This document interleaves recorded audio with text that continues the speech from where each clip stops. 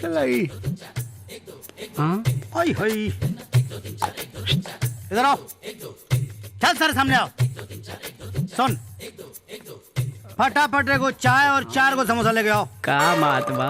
साले अरे साला ये क्या करता है, जाके लेके आओ।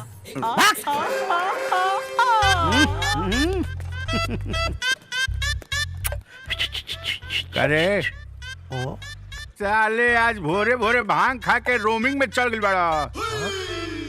हाँ चल काम कर, काम करना तो साले एक लपड़ पट्टी पे मारे मुझ साले पट्टी लाल हो जाई। ये कौन आदमी है रे? ये दुकान पे ग्राहक से ऐसा ही बात कर जाला? हेलो मिस्टर, आज हम सोमू ना है। हाँ ग्राहक है तो हर ग्राहक का है? आज तेरा मेहरारू के बियाह बका। भकर भकर बोलबो, समझबा नहीं? आज हमारा हैप्पी वाला बर्थडे हो, ऐसे हम काम ना करब। जा साला हमरा कर्मे में दोष बा। जा जा जा अपन काम करा, काहे भटभटाता रहा? जा चुप साला। जा